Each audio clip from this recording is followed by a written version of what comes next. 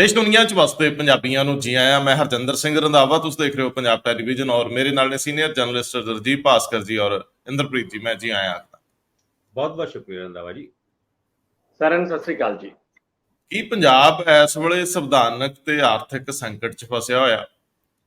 Governor Punjab ਇੱਕ ਲੰਬੀ ਚੌੜੀ ਇੰਟਰਵਿਊ ਦਿੰਦੇ ਆ ਅਜੀਤ ਅਖਬਾਰ ਸਮੂਹ ਨੂੰ, ਜਿਹਦੇ ਪ੍ਰਬੰਧਕੀ ਸੰਪਾਦਕ ਕਮ ਮਾਲਕ ਸਰਕਾਰ ਨਾਲ ਫਸੇ ਹੋਏ ਆ, ਪੰਗੇ ਦੇ ਵਿੱਚ ਨੇ।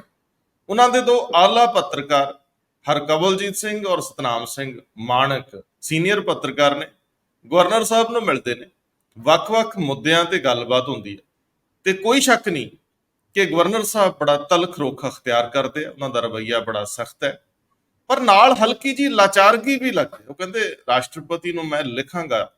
ਹੁਣ ਮਾਮਲੇ ਜਿਸ ਤਰੀਕੇ ਨਾਲ ਐਡਰੈਸ ਹੋਏ ਨੇ ਔਰ ਉਹਨਾਂ ਦੇ ਅੰਦਰ ਦੀਆਂ ਪਰਤਾਂ 'ਚ ਕੀ ਪਿਆ, ਤੇ ਆਉਂਦੇ ਦਿਨਾਂ 'ਚ ਸਰਕਾਰ ਨਾਲ ਇਹਨਾਂ ਮਾਮਲਿਆਂ ਦੇ ਉੱਤੇ ਪੇਚ ਫਸ ਸਕਦਾ, ਉਹਦੇ ਉੱਤੇ ਜਾਣਿਆ। ਮਾਮਲਾ ਅਤ ਐਮ ਆ ਜਦੋਂ ਇੱਕ ਵਿਦੇਸ਼ੀ ਬੈਂਕ ਜਿਹੜਾ ਕਿ ਸਰਕਾਰਾਂ ਨੂੰ ਕਰਜ਼ ਦਿੰਦਾ, ਜਦੋਂ ਉਹ ਪੰਜਾਬ ਦੀ ਸਥਿਤੀ ਨੂੰ ਬਹੁਤ ਬੁਰੇ ਹਾਲਾਤ ਵਿੱਚ ਆਂਕਦਾ ਤਾਂ ਜ਼ਿਕਰ ਕਰਨਾ ਬਣਦਾ।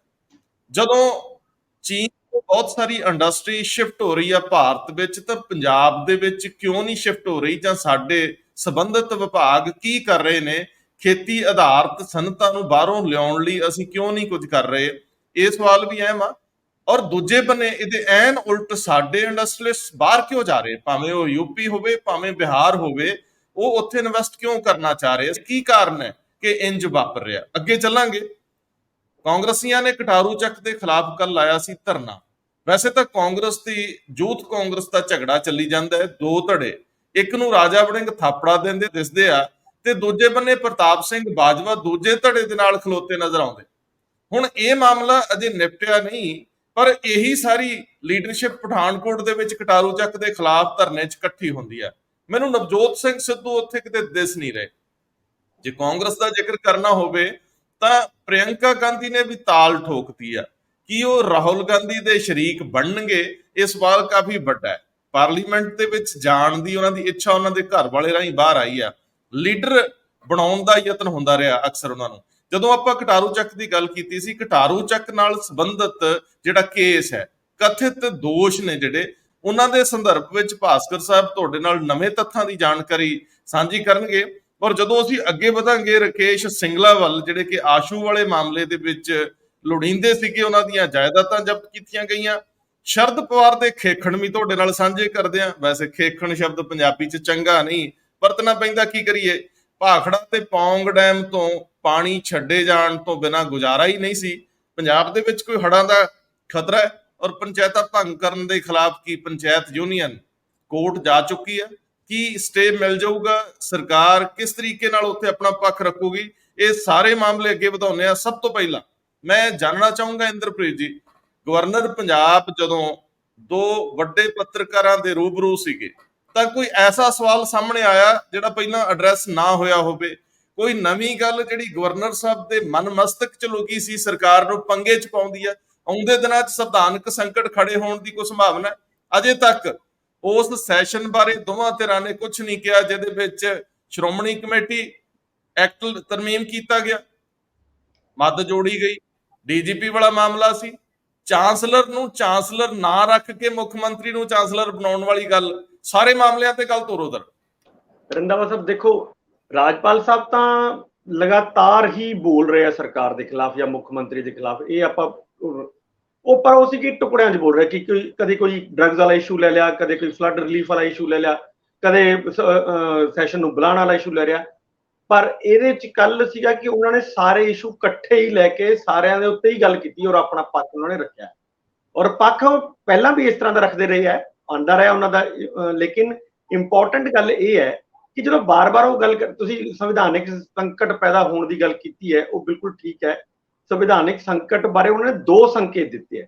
ਇੱਕ ਤਾਂ ਉਹਨਾਂ ਨੇ ਕਿਹਾ ਵੀ ਜਿਹੜਾ ਇਹ ਮੈਨੂੰ ਬਾਰ-ਬਾਰ ਮੇਰੇ ਪ੍ਰਤੀ ਭੱਦੀ ਸ਼ਬਦਾਵਲੀ ਵਰਤਦੇ ਆ, ਵੇਲੜ, ਕਦੇ ਕੋਈ ਹੋਰ ਸ਼ਬਦ ਇਸ ਤਰ੍ਹਾਂ ਦੇ ਜਿਹੜੇ ਵਰਤਦੇ ਆ, ਉਹ ਮਰਿਆਦਾ ਤੋਂ ਨਿਚਲੇ ਸ਼ਬਦ ਨੇ। ਤੇ ਮੈਂ ਇਹਨਾਂ ਦੇ ਖਿਲਾਫ, ਮੁੱਖ ਮੰਤਰੀ ਦੇ ਖਿਲਾਫ ਧਾਰਾ 125-24 ਦੇ ਖਿਲਾਫ ਪਰਚਾ ਦੇ ਸਕਦਾ, ਪਰ ਮੈਂ ਇਸ ਤਰ੍ਹਾਂ ਦਾ ਕਰਨਾ ਨਹੀਂ ਚਾਹੁੰਦਾ, ਇਹਦੇ ਨਾਲ ਬਵਾਲ ਜ਼ਿਆਦਾ ਮਚ ਜਾਏਗਾ। ਮਤਲਬ ਮੇਰੇ ਕੋਲ ਆਪਸ਼ਨ ਹੈ, ਮਤਲਬ ਉਹਨਾਂ ਨੇ ਇਹ ਮੁੱਖ ਮੰਤਰੀ ਨੂੰ ਕਿਹਾ ਵੀ ਮੇਰੇ ਕੋਲ ਆਪਸ਼ਨ ਹੈਗੀ ਹੈ, ਪਰ ਮੈਂ ਕਰ ਨਹੀਂ ਰਿਹਾ ਕਿਉਂਕਿ ਬਵਾਲ ਮਚ ਸਕਦਾ। ਦੂਜਾ ਉਹਨਾਂ ਨੇ ਜਿਹੜਾ ਕਿਹਾ ਹੈ ਵੀ ਸੁਪਰੀਮ ਕੋਰਟ 'ਚ ਸਰਕਾਰ ਖੁਦ ਗਈ ਹੈ, ਮੈਂ ਨਹੀਂ ਗਿਆ, ਸਰਕਾਰ ਗਈ ਹੈ, ਤੇ ਸੁਪਰੀਮ ਕੋਰਟ ਨੇ ਸਾਫ਼ ਸ਼ਬਦਾਂ 'ਚ ਕਿਹਾ ਹੈ ਕਿ ਗਵਰਨਰ ਦੇ ਵੱਲੋਂ ਜਿਹੜੀ ਵੀ ਸੂਚਨਾ ਮੰਗੀ ਜਾਏਗੀ ਸਰਕਾਰ ਉਹਨੂੰ ਦੇਣ ਲਈ ਬਾਧ ਹੈ। ਪਰ ਅੱਜ ਤੱਕ ਵੀ ਮੈਨੂੰ ਇੱਕ ਵੀ ਸੂਚਨਾ ਜਿਹੜੀ ਹੈਗੀ ਆ ਉਹ ਉਪਲਬਧ ਨਹੀਂ ਕਰਵਾਈ ਗਈ। ਇਹਦਾ ਮਤਲਬ ਹੈ ਕਿ ਮੁੱਖ ਮੰਤਰੀ ਜਿਹੜੇ ਹੈਗੇ ਆ ਉਹ ਨਾ ਤਾਂ ਸੰਵਿਧਾਨ ਦੀ ਪਰਵਾਹ ਕਰ ਰਹੇ ਹੈ ਤੇ ਨਾ ਹੀ ਸੁਪਰੀਮ ਕੋਰਟ ਦੇ ਆਦੇਸ਼ਾਂ ਦੀ ਪਰਵਾਹ ਕਰ ਰਹੇ ਹੈ। ਇਹ ਸੰਵਿਧਾਨ ਦੇ ਖਿਲਾਫ ਹੈ। ਸੋ ਮੈਂ ਇਹਦੇ ਖਿਲਾਫ ਵੀ ਰਾਸ਼ਟਰਪਤੀ ਨੂੰ ਲਿਖ ਸਕਦਾ। ਤੀਜੀ ਗੱਲ, ਉਹਨਾਂ ਨੇ ਜਿਹੜੀ ਡਰੱਗਸ ਵਾਲਾ ਮਾਮਲਾ ਕਿਹਾ, ਉਹ ਡਰੱਗਸ ਵਾਲੇ ਮਾਮਲੇ 'ਚ 2-3 ਵਾਰ ਤਾਂ ਆਪਾਂ ਇਸੇ ਪ੍ਰੋਗਰਾਮ 'ਚ ਗੱਲ ਕਰ ਚੁੱਕੇ ਹਾਂ, 2-3 ਵਾਰ ਉਹ ਖੁਦ ਜਾ ਕੇ ਆਏ ਨੇ ਤੇ ਉਹਨਾਂ ਨੇ ਕਿਹਾ ਵੀ ਦੁਕਾਨਾਂ ਤੇ ਨਸ਼ਾ ਏਦਾਂ ਵਿਕਦਾ ਜਿਵੇਂ ਕੋਲਗੇਟ ਪੇਸਟ ਵਿਕ ਰਹੀ ਹੋਵੇ। ਸੋ ਉਸ ਤੇ ਵੀ ਉਹਨਾਂ ਨੇ ਕਿਹਾ ਵੀ ਇਹਦੇ ਤੇ ਕੋਈ ਕੰਮ ਨਹੀਂ ਹੋ ਰਿਹਾ ਤੇ ਲੋਕ ਬੜੇ ਉਹਨਾਂ ਨੇ ਇੱਕ ਰਿਪੋਰਟ ਦਾ ਵੀ ਜ਼ਿਕਰ ਕੀਤਾ ਵੀ ਉਹ ਕਹਿੰਦੇ ਵੀ ਡਾਇਰੈਕਟਰ ਨਾਰਕੋਟਿਕਸ ਮੇਰੇ ਕੋਲ ਪਿਛਲੇ ਦਿਨੀ ਆਏ ਸੀਗੇ ਤੇ ਉਹਨਾਂ ਨੇ ਮੈਨੂੰ ਕਿਹਾ ਵੀ 70 ਲੱਖ ਤੋਂ ਜ਼ਿਆਦਾ ਵੱਧ ਲੋਕ ਜਿਹੜੇ ਪੰਜਾਬ ਦੇ ਹੈਗੇ ਆ ਉਹ ਡਰੱਗਸ ਦੇ ਵਿੱਚ ਇਨਵੋਲਵ ਹੋ ਗਏ, ਜੋ ਮੇਰੇ ਲਈ ਬਹੁਤ, ਮੈਨੂੰ ਲੱਗਦਾ ਇਹ ਚਿੰਤਾ ਦਾ ਵਿਸ਼ਾ ਹੈ। ਇਹ ਗਵਰਨਰ ਸਾਹਿਬ ਨੇ ਆਪਣੇ ਉਹਦੇ ਚ ਕਿਹਾ। ਇੱਕ ਹੋਰ ਇਸ਼ੂ ਦੇ ਉੱਤੇ ਉਹਨਾਂ ਨੇ ਬੜੀ ਇੰਟਰਸਟਿੰਗ ਗੱਲ ਕਹੀ ਹੈ। ਉਹ ਕਹਿੰਦੇ ਵੀ ਇੱਕ ਪਾਸੇ ਤਾਂ ਮੁੱਖ ਮੰਤਰੀ ਸਾਹਿਬ ਕਹੀ ਆ ਰਹੇ ਹੈ ਕਿ ਮੈਨੂੰ ਸੈਂਟਰ ਦੇ ਪੈਸਿਆਂ ਦੀ ਲੋੜ ਨਹੀਂ ਹੈਗੀ, ਸਾਡੇ ਕੋਲ ਪੈਸੇ ਵਾਧੂ ਨੇ, ਤੇ ਜੇ ਵਾਧੂ ਨੇ ਤੇ ਹਜੇ ਤੱਕ ਰਿਲੀਫ ਕਿਉਂ ਨਹੀਂ ਦਿੱਤੀ ਹੈਗੀ? ਰਿਲੀਫ ਤਾਂ ਇਸੇ ਕਰਕੇ ਜਿਹੜੀ ਸੈਂਟਰਲ ਦੀ ਟੀਮ ਹੈ ਉਹਨੂੰ ਪੰਜਾਬ 'ਚ ਆਉਣ ਲਈ ਟਾਈਮ ਲੱਗ ਗਿਆ, ਕਿਉਂਕਿ ਮੁੱਖ ਮੰਤਰੀ ਕੁਝ ਕਹਿ ਰਹੇ ਨੇ ਤੇ ਦੂਜੇ ਹੋਰ ਕੁਝ ਕਹਿ ਰਹੇ ਨੇ। ਸੋ ਜਿਹੜੀ ਟੀਮ ਹੁਣ ਆਈ ਹੈ, ਹੁਣ ਦੇਖੋ 10-11 ਜੁਲਾਈ ਦਾ ਫਲੱਡ ਆਇਆ ਹੋਇਆ, ਅੱਜ ਅਸੀਂ 14 ਅਗਸਤ 'ਚ ਬੈਠੇ ਹਾਂ, ਯਾਨੀ ਕਿ ਸਵਾ ਮਹੀਨਾ ਦੇ ਹੋਣ ਨੂੰ ਆ ਗਿਆ, ਪਰ ਹਜੇ ਵੀ ਅਸੀਂ ਕਿਸੇ ਬੰਦੇ ਨੂੰ ਰਿਲੀਫ ਨਹੀਂ ਦੇ ਪਾਏ। ਔਰ ਉਹ ਕਹਿੰਦੇ ਮੈਂ ਜਿੰਨੇ ਵੀ ਅਧਿਕਾਰੀ ਮੈਨੂੰ ਮਿਲੇ ਨੇ, ਜਦੋਂ ਮੈਂ ਫਲੱਡ ਏਰੀਆਜ਼ ਦੇ ਦੌਰਾ ਕਰਕੇ ਆਇਆ, ਜਿੰਨੇ ਵੀ ਅਧਿਕਾਰੀ ਮੈਨੂੰ ਮਿਲੇ ਨੇ ਸਾਰਿਆਂ ਨੇ ਤਕਰੀਬਨ ਇੱਕ ਗੱਲ ਕਹੀ ਹੈ ਕਿ ਸਾਨੂੰ ਹਜੇ ਤੱਕ ਕੋਈ ਪੈਸਾ ਨਹੀਂ ਮਿਲਿਆ।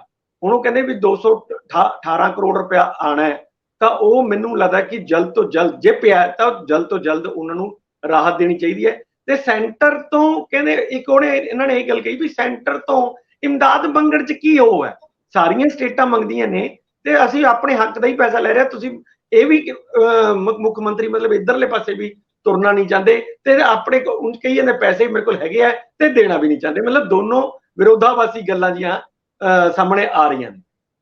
ਜੀ ਭਾਸਕਰ ਸਾਹਿਬ, ਬਹੁਤ ਦਿਲਚਸਪ ਤੇ ਰੌਚਕ ਹੈ ਮਾਮਲਾ। ਜਿਸ ਦਿਨ ਵਿਜੀਲੈਂਸ ਨੇ ਡਾਕਟਰ ਬਰਜਿੰਦਰ ਸਿੰਘ ਹਮਦਰਦ ਨੂੰ ਜੰਗੇ ਆਜ਼ਾਦੀ ਯਾਦਗਾਰ ਦੇ ਮਾਮਲੇ 'ਚ ਤਲਬ ਕੀਤਾ ਸੀ, ਸਮਨ ਕੀਤਾ ਸੀ ਜਲੰਧਰ ਦੇ ਵਿੱਚ, ਉਸੇ ਦਿਨ ਅਜੀਤ ਦੀ ਅਹਿਮ ਲੋਕਾਂ ਦੀ ਟੀਮ ਗਵਰਨਰ ਹਾਊਸ 'ਚ ਪੁੱਜਦੀ। ਇਹਦੇ 'ਚ ਦਿਲਚਸਪੀ ਕੀ ਹੈ? ਹੁਣ ਤੱਕ ਪੰਜਾਬੀ ਅਖਬਾਰਾਂ ਸ਼ਾਂਤ ਸੀਗੀਆਂ, ਕੋਈ ਵੀ ਪੰਜਾਬੀ ਅਖਬਾਰ ਇਸ ਤਰ੍ਹਾਂ ਦੀ ਸਰਕਾਰ ਦੇ ਮਾਮਲੇ 'ਚ ਜਿੱਥੇ ਵਿਰੋਧ ਦੀ ਗੱਲ ਹੋਵੇ ਘੱਟ, ਮਤਲਬ ਮੈਨੂੰ ਲੱਗਿਆ ਕਿ ਪੰਜਾਬੀ ਅਖਬਾਰਾਂ 'ਚ ਪੱਤਰਕਾਰਤਾ ਹੋਣ ਲੱਗੀ, ਪਹਿਲੀ ਗੱਲ ਤਾਂ। ਦੂਜੀ ਗੱਲ ਇਹ ਹੈ ਕਿ ਕਿਉਂਕਿ ਗਵਰਨਰ ਤੇ ਪੰਜਾਬ ਸਰਕਾਰ ਦੇ ਵਿੱਚ ਰਫੜ ਹੈ, ਕਿਉਂਕਿ ਪੰਜਾਬ ਸਰਕਾਰ ਤੇ ਅਜੀਤ ਸਮੂਹ ਦੇ ਪ੍ਰਬੰਧਕੀ ਸੰਪਾਦਕ 'ਚ ਰਫੜ ਹੈ, ਸੋ ਇਸ ਇੰਟਰਵਿਊ ਦੇ ਮਾਅਨੇ ਹੋਰ ਵੱਡੇ ਹੋ ਜਾਂਦੇ। ਜਿੱਥੇ ਤੱਕ ਕੱਲ ਦੇ ਇੰਟਰਵਿਊ ਦੀ ਗੱਲ ਕਰੀਏ ਜਿਹੜਾ ਛਪਿਆ, ਤੁਹਾਨੂੰ ਯਾਦ ਹੋਏਗਾ ਜਦ ਅਜੀਤ ਅਖਬਾਰ ਦੇ ਜਿਹੜੇ ਮੁੱਖ ਸੰਪਾਦਕ ਬਰਜਿੰਦਰ ਸਿੰਘ ਹਮਦਰਦ, ਉਹਨਾਂ ਨੇ ਇੱਕ ਚਿੱਠੀ ਲਿਖੀ ਸੀਗੀ, ਗਵਰਨਰ ਸਾਹਿਬ ਨੂੰ ਵੀ ਚਿੱਠੀ ਲਿਖੀ ਸੀ। ਉਸ ਚਿੱਠੀ ਦੇ ਵਿੱਚ ਇਹ ਵੀ ਉਹਨਾਂ ਨੇ ਕਿਹਾ ਸੀਗਾ ਕਿ ਮੈਨੂੰ ਗ੍ਰਿਫਤਾਰ ਕੀਤਾ ਜਾ ਸਕਦਾ, ਮੇਰੇ ਖਿਲਾਫ ਝੂਠਾ ਕੇਸ ਪਾਇਆ ਜਾ ਸਕਦਾ ਹੈ, ਔਰ ਉਹ ਗਵਰਨਰ ਸਾਹਿਬ ਨੂੰ ਇੰਟਰਵਿਊ ਕਰਕੇ ਇੱਕ ਤਰੀਕੇ ਨਾਲ ਅਪੀਲ ਸੀਗੀ, ਪਰ ਉਸ ਤੋਂ ਬਾਵਜੂਦ ਵੀ ਉਹ ਕੇਸ ਹੋ ਗਿਆ। ਹੁਣ ਜੰਗੇ ਆਜ਼ਾਦੀ ਦੇ ਇਸ ਕੇਸ ਨੂੰ ਅਗਰ ਸ਼ੁਰੂ ਤੋਂ ਲੈ ਕੇ ਅੱਜ ਤੱਕ ਦੇਖੀਏ ਤੇ ਤਿੰਨ ਵਾਰ ਬਰਜਿੰਦਰ ਸਿੰਘ ਹਮਦਰਦ ਉਹਨਾਂ ਨੂੰ ਸੰਮਨ ਕਰ ਚੁੱਕੀ ਹੈ ਵਿਜੀਲੈਂਸ ਬਿਊਰੋ, ਪਰ ਤਿੰਨੋਂ ਵਾਰ ਨਹੀਂ ਗਏ, ਔਰ ਤਿੰਨੋਂ ਵਾਰ ਵਿਜੀਲੈਂਸ ਬਿਊਰੋ ਦਾ ਇਹੀ ਵਰਸ਼ਨ ਆਇਆ ਹੈ ਕਿ ਵੀ ਅਸੀਂ ਕੋਈ ਸੈਟੀਸਫਾਈਡ ਨਹੀਂ ਹੈਗੇ ਜੋ ਵੀ ਹਜੇ ਤੱਕ ਉਹਨਾਂ ਨੇ ਰਿਪਲਾਈ ਭੇਜੇ ਨੇ। ਇਹਦੇ ਵਿੱਚ ਇਸ ਇੰਟਰਵਿਊ ਦੇ ਵਿੱਚ ਦੁੱਖ ਸਾਂਝੇ ਕਰਨ ਵਾਲੀ ਗੱਲ ਆਈ ਹੈ ਸਾਹਮਣੇ ਕਿ ਵੀ ਗਵਰਨਰ ਸਾਹਿਬ ਨੇ ਉਹ ਸਾਰੇ ਦੁੱਖ ਸਾਂਝੇ ਕੀਤੇ ਨੇ ਕਿ ਜਿਸ ਤਰੀਕੇ ਨਾਲ ਸਰਕਾਰ ਮੇਰੀ ਲਿਖੀ ਹੋਈ ਚਿੱਠੀਆਂ ਦਾ ਜਵਾਬ ਤੱਕ ਨਹੀਂ ਦੇ ਰਹੀ, ਉਹਦੇ ਵਿੱਚ ਮੈਂ ਕਾਰਵਾਈ ਕਰ ਸਕਦਾ। ਸਾਰੀ ਗੱਲਾਂ ਨੂੰ ਧਿਆਨ ਵਿੱਚ ਰੱਖੋ ਤੇ ਗਵਰਨਰ ਸਾਹਿਬ ਇੱਕ ਮੂਡ ਵਿੱਚ ਲੱਗਦੇ ਨੇ, ਔਰ ਆਉਣ ਵਾਲੇ ਟਾਈਮ ਵਿੱਚ ਇਸ ਮੁੱਦੇ ਦੇ ਉੱਤੇ ਕੋਈ ਚਿੱਠੀ ਨਾ ਲਿਖ ਦੇਣ, ਇਸ ਗੱਲ ਦਾ ਇੰਡੀਕੇਸ਼ਨ ਤੇ ਮਿਲਦਾ। ਜਦੋਂ ਇਹ ਇੰਟਰਵਿਊ ਆਉਂਦੀ ਆ, ਇਸ ਤੋਂ ਬਾਅਦ ਇੰਜ ਲੱਗਦਾ ਹੈ ਕਿ ਜਿਹੜੀ ਟਸਲ ਡਾਕਟਰ ਬਰਜਿੰਦਰ ਹਮਦਰਦ ਤੇ ਸਰਕਾਰ 'ਚ ਚੱਲ ਰਹੀ ਆ ਉਹ ਇੱਕ ਨਵੀਂ ਦਿਸ਼ਾ 'ਚ ਚਲੇ ਜਾਊਗੀ। ਹੁਣ ਮੈਨੂੰ ਲੱਗਦਾ ਕੋਰਟ ਦੇ ਵਿੱਚ ਮਾਮਲਾ ਨਜਿੱਠਿਆ ਜਾਊਗਾ, ਕੋਰਟ ਦੀ ਡਾਇਰੈਕਸ਼ਨ ਹੀ ਇਹਦੇ ਵਿੱਚ ਅਹਿਮ ਹੋਊਗੀ। ਸੋ ਮੈਂ ਦੂਜੇ ਮਾਮਲੇ ਤੇ ਆ ਜਾਣਾ, ਇੱਥੇ ਛੋਟੀ ਜਿਹੀ ਕੋਈ ਤੁਸੀਂ ਟਿੱਪਣੀ ਦੇਣਾ ਚਾਹੋ ਮੈਂ ਦੂਜਾ ਮਾਮਲਾ ਜ਼ਰੂਰ ਤੁਹਾਡੇ ਧਿਆਨ ਚ ਲਿਆਉਣਾ ਕਿ ਸਰਕਾਰਾਂ ਨੂੰ ਕਰਜ਼ ਦੇਣ ਵਾਲਾ ਬੈਂਕ ਹੈ, ਜਦੋਂ ਪੰਜਾਬ ਨੂੰ ਲੀਹੋਂ ਲੱਥਿਆ ਕਹਿੰਦਾ ਆਰਥਿਕ ਤੌਰ ਤੇ, ਔਰ ਇਹਦੇ ਵਿੱਚ ਜਿਹੜੇ ਤੱਥ ਪ੍ਰਸਤੁਤ ਹੋ ਰਹੇ ਆ ਉਹ ਥੋੜੇ ਤਕਲੀਫ ਦੇਣ ਵਾਲੇ ਆ। ਸਾਨੂੰ ਕੇਰਲ ਔਰ ਬਾਕੀ ਸੂਬਿਆਂ ਦੇ 2 ਸੂਬਿਆਂ ਦੇ ਨਾਲ ਜਦੋਂ ਜੋੜਿਆ ਗਿਆ ਪੰਜਾਬ ਨੂੰ, ਤਾਂ ਮੈਨੂੰ ਲੱਗਦਾ ਹੈ ਕਿ ਇਹ ਕਈ ਸੰਕਟਾਂ ਦੇ ਮੂੰਹ ਹੈ ਪੰਜਾਬ। ਰੰਧਾਵਾ ਸਾਹਿਬ, ਚੱਲ ਵੈਸੇ ਤਾਂ ਡਾਕਟਰ ਹਮਦਰਦ ਵਾਲੀ ਗੱਲ ਤਾਂ ਭਾਸਕਰ ਸਾਹਿਬ ਨੇ ਕਰ ਹੀ ਦਿੱਤੀ ਹੈ, ਉਹਦੇ ਚ ਹੁਣ ਬਹੁਤਾ ਕੁਝ ਰਿਹਾ ਨਹੀਂ ਹੈ ਕਹਿਣ ਵਾਸਤੇ ਮੇਰੇ। ਪਰ ਮੈਂ ਦੂਜੀ ਜਿਹੜੀ ਚੀਜ਼ ਹੈਗੀ ਉਸ ਤੇ ਬਹੁਤ ਚਿੰਤਾ ਵਾਲੀ ਹੈਗੀ ਹੈ ਪੰਜਾਬ ਵਾਸਤੇ, ਖਾਸ ਤੌਰ ਤੇ ਪੰਜਾਬੀਆਂ ਵਾਸਤੇ ਵੀ। ਉਹ ਇਹ ਕਿ ਪੰਜਾਬ ਬਹੁਤ ਬੁਰੀ ਸਥਿਤੀ ਦੇ ਵਿੱਚ ਫਸ ਗਿਆ।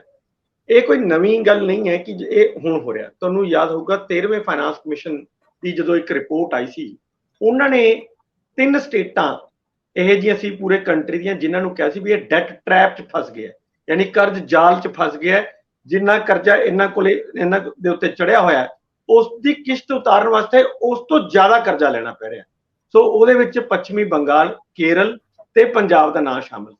ਪਰ ਉਹ ਜਿਹੜੀ ਚੀਜ਼ ਉਹਨਾਂ ਨੇ ਦਿਖਾਈ ਔਰ ਜਿਹੜੀ ਵਾਰਨਿੰਗ ਉਹਨਾਂ ਨੇ ਦਿੱਤੀ, ਉਹ ਪੱਛਮੀ ਬੰਗਾਲ ਤੇ ਕੇਰਲ ਨੇ ਤਾਂ ਉਹਨੂੰ ਬਹੁਤ ਸੰਜੀਦਗੀ ਨਾਲ ਲਿੱਤਾ, ਪਰ ਪੰਜਾਬ ਨੇ ਨਹੀਂ ਲਿੱਤਾ।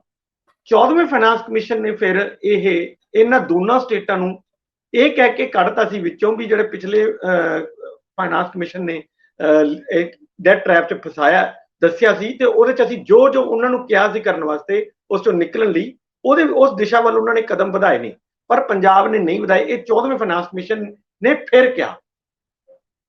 15ਵੇਂ ਫਾਈਨਾਂਸ ਕਮਿਸ਼ਨ ਦੀ ਇੱਕ ਰਿਪੋਰਟ ਹੋਰ ਬੜੀ ਇੰਟਰਸਟਿੰਗ ਸੀ। ਜਦੋਂ ਆਪਾਂ ਬਾਰ-ਬਾਰ 31,000 ਕਰੋੜ ਰੁਪਏ ਦਾ ਮਾਮਲਾ ਕਈ ਵਾਰੀ ਇਸ ਪ੍ਰੋਗਰਾਮ ਦੇ ਵਿੱਚ ਆਪਾਂ ਕਰ ਚੁੱਕੇ ਹਾਂ ਵੀ 31,000 ਕਰੋੜ ਦਾ ਜਿਹੜਾ ਕਰਜ਼ਾ ਸਾਡੇ ਤੇ ਪਿਛਲੀਆਂ ਸਰਕਾਰਾਂ ਜਿਹੜੀਆਂ ਚੜਾ ਗਈਆਂ ਨੇ, ਉਹਦਾ ਸਾਨੂੰ 3270 ਕਰੋੜ ਰੁਪਏ ਹਰ ਸਾਲ ਜਿਹੜਾ ਉਹ ਦੇਣੀ ਪੈਂਦੀ ਹੈ ਕਿਸ਼ਤ। ਜੇ ਨਾ ਹੋਵੇ ਤਾਂ ਅਸੀਂ 3270 ਕਰੋੜ ਨੂੰ ਕੈਪੀਟਲ ਇਨਵੈਸਟਮੈਂਟ 'ਚ ਲਗਾ ਸਕਦੇ ਹਾਂ ਤੇ ਅਸੀਂ ਆਪਣੀ ਸਥਿਤੀ ਸੁਧਾਰ ਸਕਦੇ ਹਾਂ, ਕੁਝ ਵੀ ਕਰ ਸਕਦੇ ਹਾਂ, ਪਰ ਨਹੀਂ ਹੋ ਰਿਹਾ।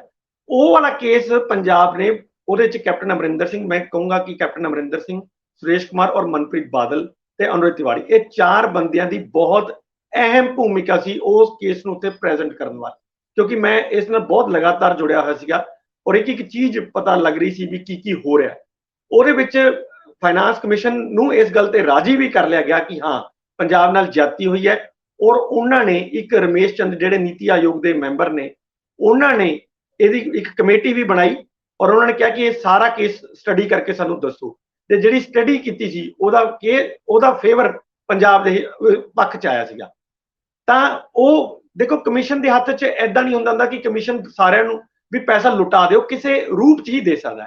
ਤੇ ਉਹਨਾਂ ਨੇ ਫਿਰ ਉਸ ਕੇਸ ਨੂੰ ਆਧਾਰ ਬਣਾ ਕੇ ਪੰਜਾਬ ਨੂੰ ਐਡੀਸ਼ਨਲ ਜਿਹੜੀ ਇੱਕ ਇਮਦਾਦ ਦਿੱਤੀ ਸੀ 5 ਸਾਲਾਂ ਵਾਸਤੇ, ਜਿਹੜਾ 25,000 ਕਰੋੜ ਰੁਪਇਆ ਸਾਨੂੰ ਮਿਲਣਾ ਹੈ। ਅੱਜ ਜੇ ਅਸੀਂ ਕਹਿੰਦੇ ਹਾਂ ਕਿ ਰੰਧਾਵਾ ਸਾਹਿਬ ਜਿਹੜਾ ਸਾਡਾ ਇਹ GST ਮੁਆਵਜ਼ਾ ਬੰਦ ਕਰਤਾ ਗਵਰਨਮੈਂਟ ਆਫ ਇੰਡੀਆ ਨੇ 16,000 ਕਰੋੜ ਰੁਪਇਆ ਲਾ, ਅਗਰ ਇਹ ਇਮਦਾਦ ਨਾ ਮਿਲ ਰਹੀ ਹੁੰਦੀ ਹੁਣ ਸਾਨੂੰ ਸੈਂਟਰਲ ਫਾਈਨਾਂਸ ਕਮਿਸ਼ਨ ਦੇ ਉਸ ਚੋਂ, ਤਾਂ ਮੈਨੂੰ ਲੱਗਦਾ ਕਿ ਸਾਡੀ ਸਥਿਤੀ ਬਹੁਤ ਜ਼ਿਆਦਾ ਬੁਰੀ ਹੋਣੀ ਸੀ। ਸਾਨੂੰ ਹਜੇ ਤੱਕ ਸਿਰਫ ਉਸ ਇਮਦਾਦ ਨੇ ਹੀ ਬਚਾ ਰੱਖਿਆ। ਜੇ ਮੈਂ ਕਹੂੰਗਾ ਕਿ ਉਹਨਾਂ ਨੇ ਕਿਸੇ ਨਾ ਕਿਸੇ ਰੂਪ 'ਚ ਜੇ ਸਾਡੇ ਤੋਂ 31,000 ਕਰੋੜ ਸਾਡੇ ਤੇ ਭਾਰ ਪਾਇਆ, ਤਾਂ 25,000 ਕਰੋੜ ਸਾਨੂੰ ਕਿਸੇ ਹੋਰ ਰੂਪ 'ਚ ਸਾਨੂੰ ਵਾਪਸ ਵੀ ਕਰਤਾ ਹੈ, ਜੋ ਹਜੇ ਤੱਕ ਸਾਨੂੰ ਬਚਾ ਰੱਖਿਆ। ਪਰ ਮੈਨੂੰ ਇਹ ਲੱਗਦਾ ਹੈ ਕਿ ਹਜੇ ਵੀ ਸਾਡੀਆਂ ਸਰਕਾਰਾਂ ਉਸ ਪਾਸੇ ਵੱਲ ਸੋਚ ਨਹੀਂ ਰਹੀਆਂ। ਅਸੀਂ ਕੋਈ ਕਦਮ ਇਹੋ ਜਿਹਾ ਨਹੀਂ ਚੁੱਕ ਰਹੇ ਕਿ ਅਸੀਂ ਆਪਣੇ ਖਰਚੇ ਘਟਾਉਣ ਤੋਂ ਉੱਤੇ ਕੰਮ ਕਰ ਰਹੇ ਹੋਈਏ, ਦਿਖਦੇ ਹੋਈਏ। ਇਸ ਤਰ੍ਹਾਂ ਦਾ ਕੋਈ ਨਹੀਂ ਹੋਇਆ। ਅਸੀਂ ਆਪਣਾ GST ਬਹੁਤ ਜ਼ਿਆਦਾ ਵਧਾਤਾ ਹੋਵੇ, ਇਸ ਤੇ ਥੋੜਾ ਜਿਹਾ ਪ੍ਰਯਾਸ ਤਾਂ ਜ਼ਰੂਰ ਹੋ ਰਿਹਾ ਹੈ ਕਿ ਅਸੀਂ ਆਪਣਾ ਇੰਟੈਲੀਜੈਂਸ ਯੂਨਿਟ ਖੜਾ ਕਰ ਲਿਆ। ਉਹਨੇ ਹੁਣ ਹਰ ਰੋਜ਼ ਨਵੇਂ ਜਿਹੜੇ ਜਿੱਥੇ ਵੀ ਚੋਰ ਮੋਰੀਆਂ ਹੈਗੀਆਂ ਨੇ ਉਹ ਸਾਡੇ ਸਾਹਮਣੇ ਲਿਆਤੀਆਂ ਜਾ ਰਹੀਆਂ ਨੇ ਔਰ ਉਹਨੂੰ ਪਲੱਗ ਕੀਤਾ ਜਾ ਰਿਹਾ। ਇਹ ਤਾਂ ਆ ਰਹੀਆਂ ਨੇ ਸਾਡੇ ਸਾਹਮਣੇ, ਪਰ ਇੱਕ ਜਿਹੜੀ ਵੱਡੀ ਪੁਲਾਂਘ ਪੱਟਣੀ ਹੁੰਦੀ ਹੈ ਉਹ ਹਜੇ ਤੱਕ ਨਹੀਂ ਆਈ। ਔਰ ਅਸੀਂ ਜਿਸ ਸਥਿਤੀ 'ਚ ਫਸੇ ਹੋਏ ਹਾਂ, ਉਹ ਸਾਡੀ ਸਥਿਤੀ ਇਸੇ ਤਰ੍ਹਾਂ ਦੀ ਹੈ ਜਦੋਂ ਸਾਨੂੰ ਕੋਈ ਵੱਡੀ ਪੁਲਾਂਘ ਪੱਟਣੀ ਪਏਗੀ, ਨਾ ਕਿ ਇਹ ਛੋਟੇ ਕਦਮ ਜਿਹੜੇ ਹੈਗੇ ਆ ਉਹ ਸਾਨੂੰ। ਇੰਨੇ ਛੋਟੇ ਕਦਮ ਤਾਂ ਸਾਡੇ ਵਿਆਜਾਂ 'ਚ ਹੀ ਖਤਮ ਹੋ ਜਾਣਗੇ।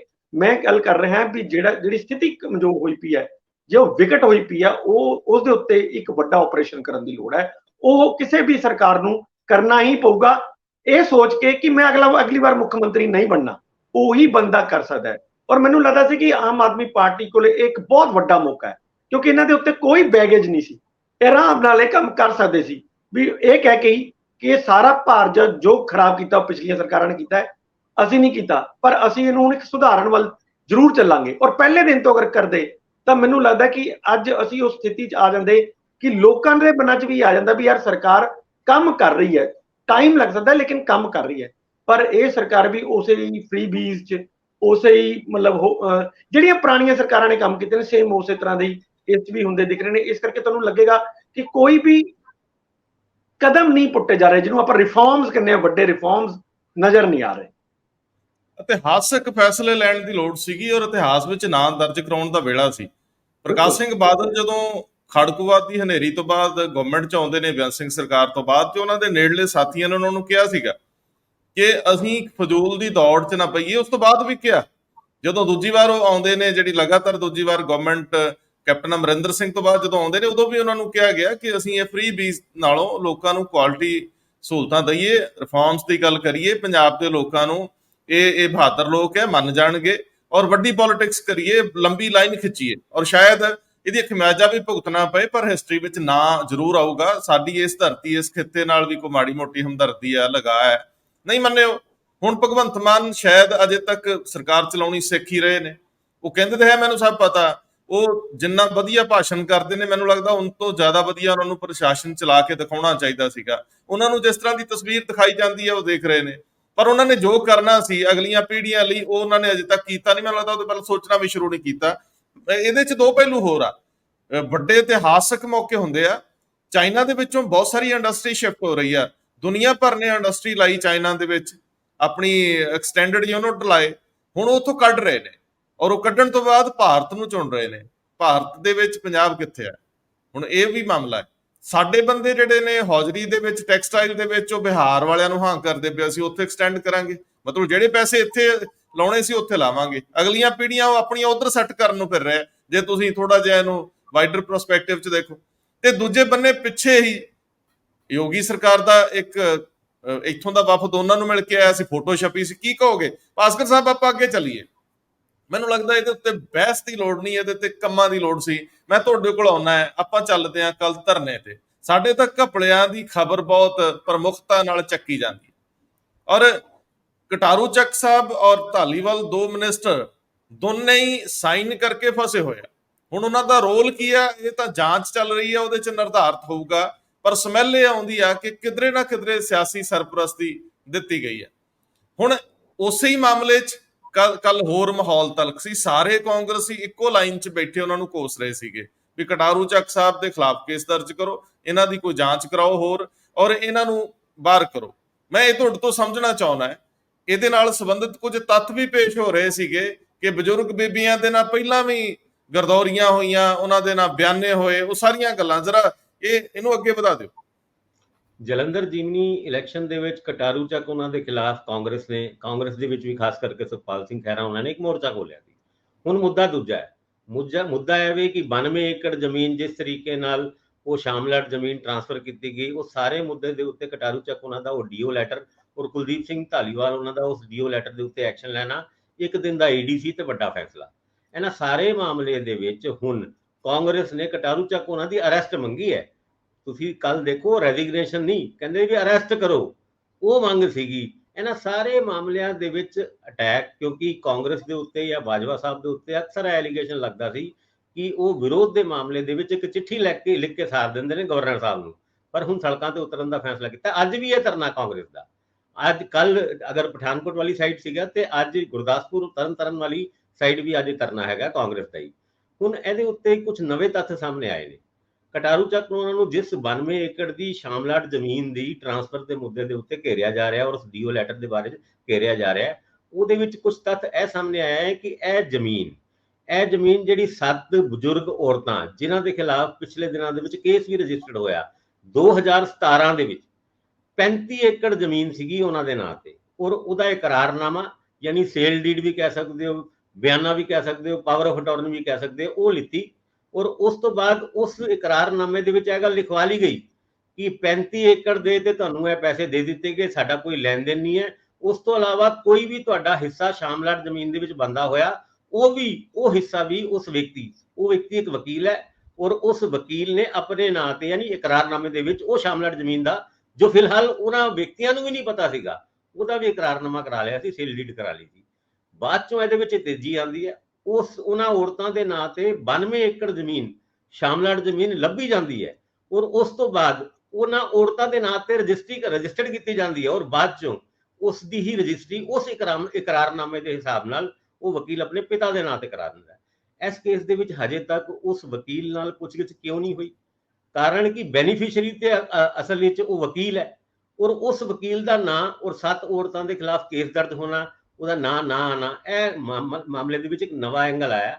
ਮੈਨੂੰ ਲੱਗਦਾ ਹੈ ਕਿ ਆਉਣ ਵਾਲੇ ਟਾਈਮ ਵਿੱਚ ਕੁਛ ਇਹਦੇ ਉੱਤੇ ਵੀ ਇਨਵੈਸਟੀਗੇਸ਼ਨ ਹੋਏਗੀ। ਉਸ ਇਕਰਾਰਨਾਮੇ ਦੀ ਕਾਪੀ ਸਾਡੇ ਕੋਲ ਹੈਗੀ ਹੈ, ਪੰਜਾਬ ਟੈਲੀਵਿਜ਼ਨ ਕੋਲ ਹੈਗੀ ਹੈ ਔਰ ਉਸ ਇਕਰਾਰਨਾਮੇ ਦੇ ਹਿਸਾਬ ਨਾਲ ਇਹ ਗੱਲ ਸਾਫ਼ ਤੈਅ ਹੁੰਦੀ ਹੈ ਕਿ ਉਹਨਾਂ ਔਰਤਾਂ ਦਾ ਇਸ ਸ਼ਾਮਲਾਟ ਜ਼ਮੀਨ, ਖਾਸ ਕਰਕੇ ਜਿਹੜੀ 92 ਏਕੜ ਜ਼ਮੀਨ ਦੀ ਗੱਲ ਕਰ ਰਹੇ ਹਾਂ, ਉਹ ਉਹਨਾਂ ਦੇ ਨਾਂ ਤੇ ਬਾਅਦ ਚੋਂ ਲੱਭੀ ਜਾਂਦੀ ਹੈ ਇਕਰਾਰਨਾਮੇ ਦੇ ਬਾਅਦ ਔਰ ਆਪਣੇ ਨਾਂ ਤੇ ਟ੍ਰਾਂਸਫਰ ਕੀਤੀ ਜਾਂਦੀ, ਜਿਹਦੇ ਵਿੱਚ ਮਿਲੀ ਭੁਗਤ ਦਾ ਇੱਕ ਤਰੀਕੇ ਨਾਲ ਸਾਫ਼ ਸੰਕੇਤ ਨਜ਼ਰ ਆਉਂਦਾ ਹੈ।